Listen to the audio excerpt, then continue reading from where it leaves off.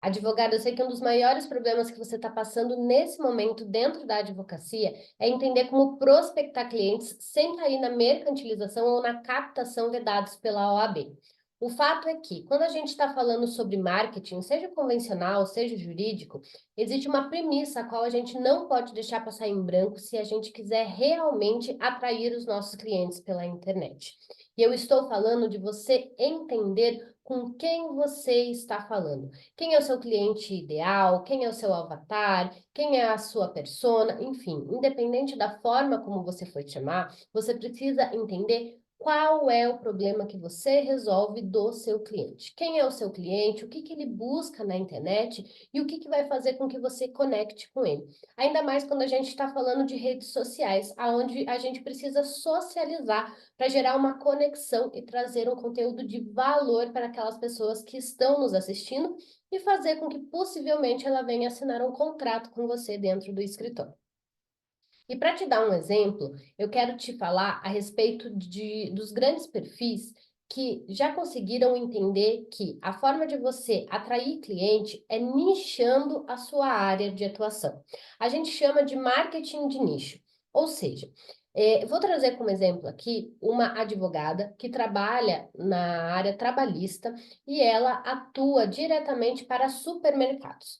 Então, ela fala de CLT, de direito dos trabalhadores, de Constituição, de decisões, tudo voltado ao pessoal de supermercado. A CLT é a mesma, o direito é o mesmo, só que no seu conteúdo ela consegue trazer uma comunicação que conecta com o pessoal do RH, os supervisores, o pessoal que trabalha nos mercados, a diretoria, enfim, ela consegue trazer tudo isso dentro da sua comunicação porque dentro do nicho de trabalho dela, ela conseguiu entender o funcionamento daquele ecossistema e fica muito mais fácil dela se conectar com aquelas pessoas, porque ela já entendeu qual é o real problema deles. Os problemas que acontecem no RH, os problemas que acontecem no dia a dia, os problemas que acontecem com os supervisores, ela já conseguiu entender tudo isso e diante disso ela consegue produzir um conteúdo que conecta com a sua audiência e traz clientes para ela. Quando você nicha a sua área de atuação, você fica muito mais perto de alcançar a autoridade, aquela que a gente sempre sonhou quando a gente começou a advogar. Isso porque, dentro desse ecossistema que a gente cria dentro da nossa área de atuação, a gente vai começar a ser vista como uma especialista naquela área. E isso faz com que a gente seja requisitada para palestras, para reuniões, para fechamentos de contrato mesmo, para clientela, e porque a gente começa a ser vista como essa pessoa referência dentro dessa área. Então, eu já falei duas coisas aqui para você. A primeira é entender quem é o seu cliente e a segunda é nichar a sua área de atuação. Quando você faz tudo isso, a sua produção de conteúdo, ela fica muito mais direcionada a quem você quer falar. É assim que se produz conteúdo que conecta. Para além disso, eu gostaria de dizer para você que eu acho de suma importância você, além das suas redes sociais, ter um site no qual você consiga colocar um conteúdo um pouco mais denso, um conteúdo um pouco mais completo, considerando que nas redes sociais, às vezes, a gente precisa trazer um conteúdo um pouco mais rápido e raso para que a gente consiga conectar com as pessoas. E você ter um site que tenha uma página de blog, onde você consiga escrever tudo isso, ou até um vídeo no YouTube um pouco mais longo, que você consiga trazer um pouco mais de detalhes, também vai fazer com que você traga muito mais relevância. Ocupar espaços na internet é super importante. E por que que eu digo isso? Se nós estivéssemos na era do Orkut e tivéssemos montado todo o nosso escritório, toda a nossa estratégia de venda só através do Orkut, provavelmente a gente iria à falência. Por quê? Porque o Orkut foi uma ferramenta, uma rede social que acabou, que morreu. E se a gente depender só das redes sociais, pode ser que isso venha a acontecer de novo. Então, se você tiver o seu site, algo que você controla, também é muito importante para você ir ocupando esses espaços.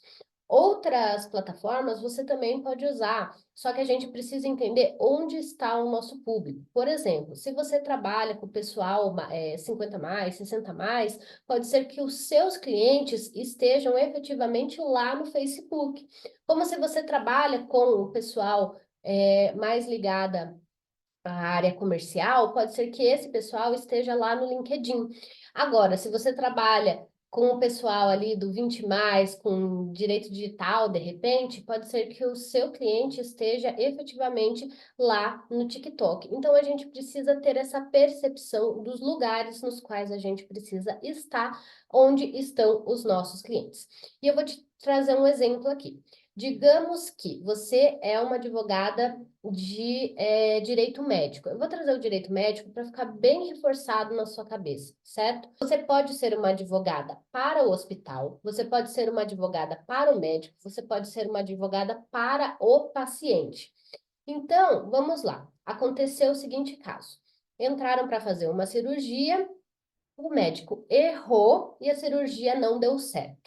Digamos que você é a advogada do hospital. Que tipo de conteúdo você precisa produzir na internet para chamar a atenção do hospital? O conteúdo seria mais ou menos assim: meu médico foi denunciado por erro médico. O que eu devo fazer agora? Devo afastar o meu médico logo que recebi a denúncia? Esse é um conteúdo para o dono de hospital, para o pessoal do hospital. Agora, se você é advogado do médico, fazer o seguinte conteúdo. Fui denunciado por erro médico. O que devo fazer agora? Como faço uma defesa perante o Conselho de Medicina? Tenho que contratar um advogado caso seja denunciado? Quais são as sanções em caso de erro médico? Você entende que é um conteúdo muito mais voltado para o médico? Agora, digamos que você é advogada do paciente. O conteúdo vai ser mais ou menos assim: entrei para uma cirurgia e o médico operou a perna errada. O que eu devo fazer agora? Ou estou esperando uma cirurgia e o plano de saúde não quer pagar. Você entende que são conteúdos direcionados para pessoas diferentes? Então, se eu quero prospectar clientes ligados ao direito médico relacionado a hospitais, eu preciso fazer um tipo de conteúdo, porque eu vou defender o hospital.